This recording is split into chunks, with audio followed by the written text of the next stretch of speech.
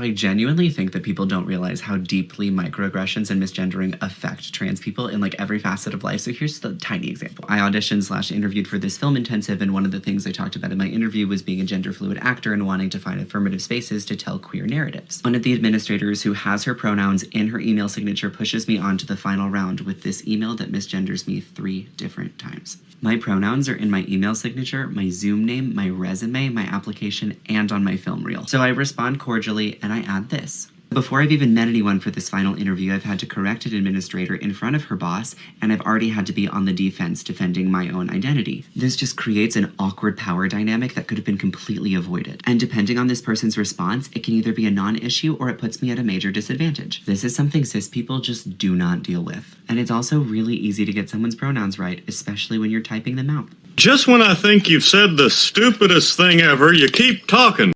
Some of you may recall a news story I highlighted a few months back that said, if you put your preferred pronouns in your resume, especially they, them, which I believe is what our pal James there uses, or they, she, or some kind of crazy combination of the two, that companies are less likely to hire you. Employers are straight up saying, if you're one of those people, we're going to give you a hard pass.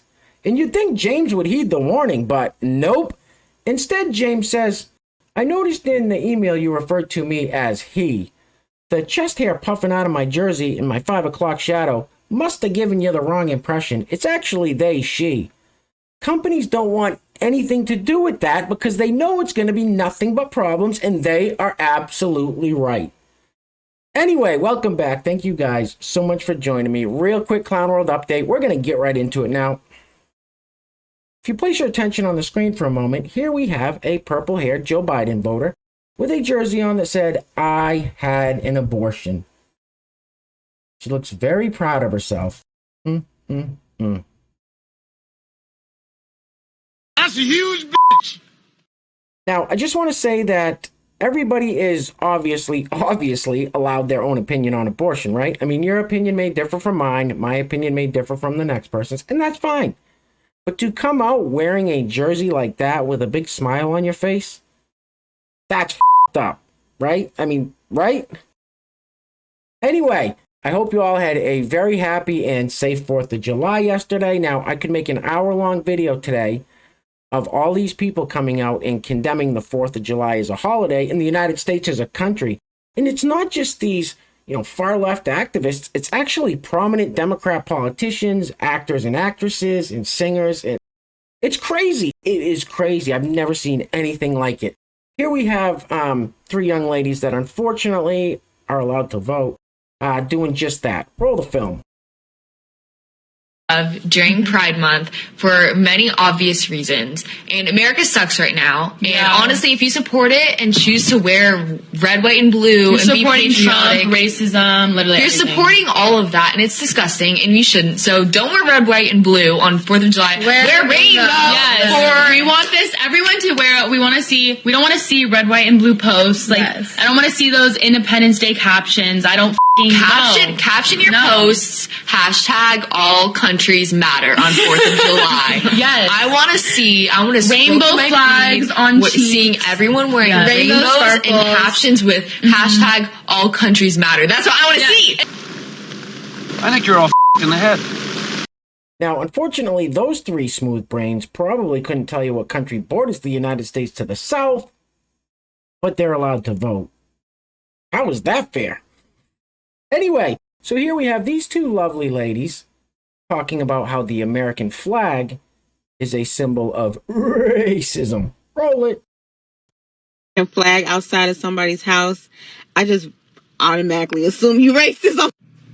Oh, most definitely. But we felt that way for years. Like, I'm 51, and even as a kid, we knew.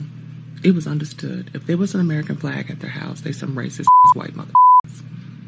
That's just what it was. I thought everybody thought that or knew that. It's funny to see that they're saying it now and it's like it's kind of new, but no.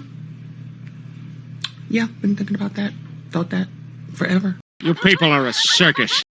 Hey, where are the white women at? What do you mean, you people? It's just sad. Imagine if ladies like this just embraced everything the United States of America stood for. You can't keep calling it racist after we had a black president for 8 years. We have black Supreme Court justices, black millionaires and billionaires in the entertainment and sports industries. But it's never enough with these people. It's never enough. So you stay in your victim mentality, and I'll be over here taking Scott Adams' advice. Anyway, next up, here is another person who thinks Jesus was trans. Roll it. Are all the transphobic Christians gone? Okay. Jesus was trans. Look like this. To be born male, you have to have an X and a Y chromosome. There's other presenting combinations other than XY, but we're just doing XY right now, okay? Y chromosomes can only come from a male sperm. Mary didn't have sex with a male, which leaves us with Mary only being able to pass on XX chromosomes. Therefore, Jesus was born female, but goes around the entire Bible and everyone calls him and a male. So he's trans. The more you know, shooting star. That is the stupidest thing I ever heard of. Jesus Christ. All right, real quick, guys, before we go any further, we don't have any sponsors for today's video. If you'd like to sponsor the next video and help support the channel, there is a PayPal link in the description box below, and I will say your full name as a sponsor of said video unless stated otherwise by you. Now, we are living in a time when the lines between reality and parody have become so skewed that it's like we're living in a giant meme. Now, if you place your attention on the screen for a second, this is from a subreddit called Transpassing. It's captioned, "How would you gender and age me? Any advice is welcome also." Well, first of all, sir, you don't want my advice, trust me.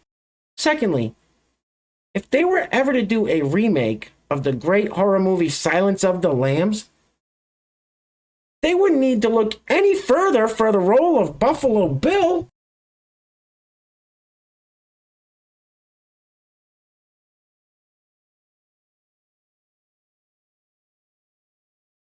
It rubs the lotion on its skin or else it gets the hose again. All right, next up, we have this story from the New York Post. It is titled, "I have 800 tattoos and can't get a job." No kidding. Not even cleaning toilets. Well, my first question is, tattoos are fairly expensive. Where'd you get the money? Unless a friend just has a tattoo gun and goes to work. And by the looks of it, like, what are the tattoos of? It looks like someone just threw tattoo ink on you. I mean, shocking.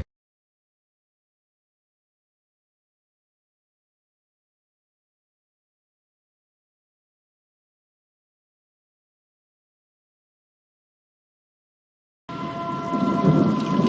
hell are you supposed to be? All right, next up. This one perfectly encapsulates what a dumpster fire of a platform TikTok is. The brain rot on there is just unbelievable. It's unbelievable. And here we are watching it. Hey, it's great entertainment. It's like a bad car wreck. You can't look away, right? Anyway, the comment says, "How can you physically wipe? Doesn't seem possible without TP on a stick." Oof, roll it. All valid points. Let me give you some tips. When you're dealing with this much real estate, it is a little difficult to wipe.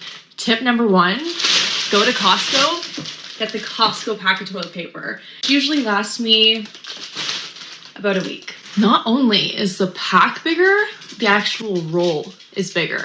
So for each wipe, I probably use about this much. Cover up my hand real nice. And I just go to town, you know? That's fucking disgusting. Oh, I'm gonna throw up. All right, guys, we are going to be wrapping it up on this one because, first of all, I can't take any more. The brain aids, obviously. Second of all, it's about 90 degrees outside, super humid, and my air conditioner's not working. So I figured before I drop dead from the heat, I probably ought to wrap the video up. I do apologize. I'm cutting it way short, but don't worry, we'll do an extra long video tomorrow. Anyway, guys, this is a little compilation of all people that we've seen here on this channel. I don't know who put this together. It's about 30 seconds long, but it's all people we've seen here. So I wonder if it's what the founding fathers envisioned when they thought of America in the future. Anyway, things are clearly getting crazy out there, guys. So please take care of yourselves. Take care of each other. Till next time, love you guys. Peace. Roll the film, please. I want to talk to the kids. Biological sex is fake. Yes, we all know.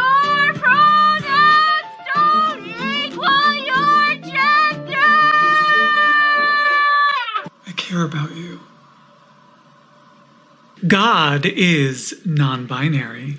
Day 12 of being a girl, and we're gonna go buy tampons. Let's go. Like, where does that go? Oh my god, what the hell? What the hell is going on? Democrats. And you ain't black.